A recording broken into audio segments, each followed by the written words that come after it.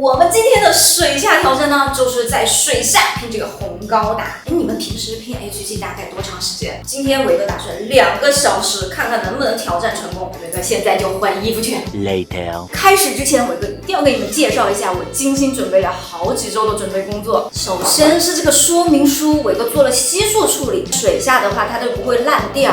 水口前，伟哥把它挂在了手上，我拼的时候它就不会掉在水里面。这个板件伟哥都是有做配重处理哦，这样的话它就不会在水里飘来飘去了。那我们今天立个 flag 啊，2个小时挑战成功拼高达呢，下一期呢就再请个妹妹跟伟哥一起玩。Ready go！ 回国才快递。下水前呢，戴好眼罩试试水温。伟伟提前准备了一个呼吸器，方便水下换气拼高达，还准备了一个全景相机，360度记录。说明书刚下水就沉到水底下，费老大劲才给它捡出来。最后呢，用手机挂绳把说明书挂在了脖子上。哎呀，说明书又掉了，拿这个不能算时间啊。下水之前呢，先背一下头部说明书，挑战正式开始。按照说明书，咱们第一步先拼这个红高达的头，一共有3个板件，12个零件。头部真的特别难拼，零件非常小，剪下来以后呢，零件经常会从手缝中逃脱出去，小小的很难抓住它。说明书呢也特别不听话，即使挂在脖子上，也会因为动来动去又掉在水底下去。光是剪说明书就成为了伟哥这次挑战最困难的一个环节，费了很多时间。天哪，这个 A22 的头部连接线真的好小呀，抓都抓不住。这么小的零件不往水上飘就算了，它还往水底下沉，真是急死我了！这不是地板小精灵，这已经是海底小精灵了。要是零件消失不见的话，还没有开始，伟哥的挑战就失败了。事在人为，伟哥必须捡起来。我抓到它了，挑战继续。现在在组装头的2个外壳。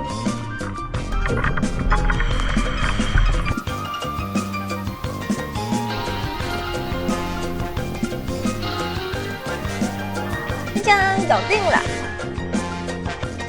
现在呢就差个天线了，看看在哪个板件呢 ？F3，哎，找到了。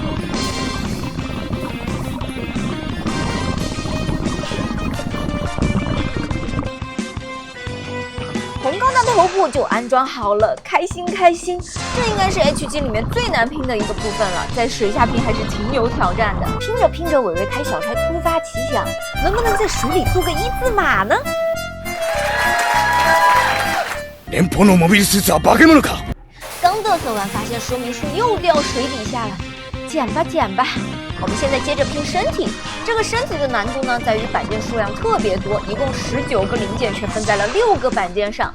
在水下找板件还是挺困难的，还要精确的找到零件，更是难上加难。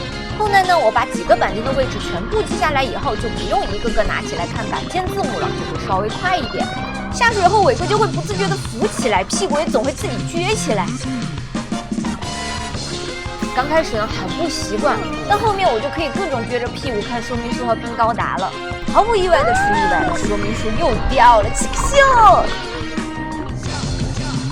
熟悉板件后，水下拼身体会比头好拼一点点。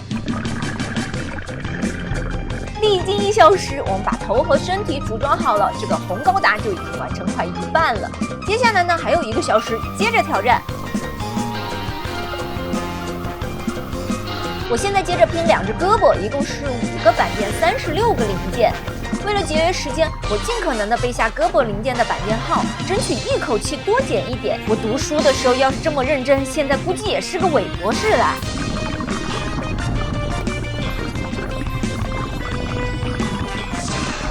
拼剪，红高达的胳膊就拼好了，开心！哎呀，说明书又掉了，这次还掉着正中间正地下，伟哥怎么都沉不下去。捡说明书真的比我拼高达还要难。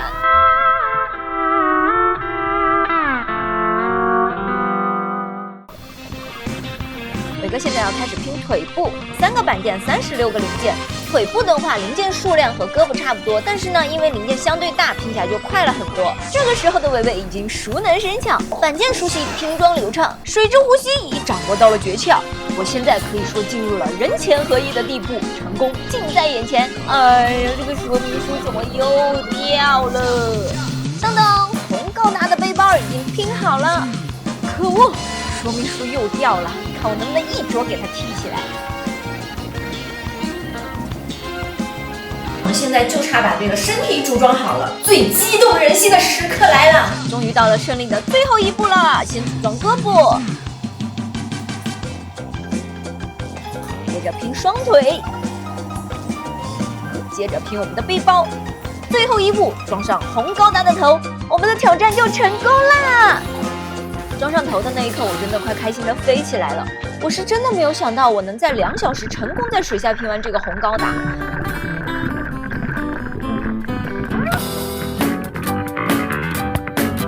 当水下看到板件一点点被清空的时候，当每一个关节被组装起来的时候，相比在陆地上组装，在水下组装真是成就感太高了。不管是刚开始下水的不适应，到后面我可以以各种姿势看说明书剪板件，还是刚开始剪掉一个零件就需要10分钟，到后面的人前合一，我都时时刻刻感受到了高达的魅力。果然，高达是自由的。总之，伟哥能挑战成功，真的非常非常的开心。屏幕面前你此时此刻不给伟哥扣个666吗？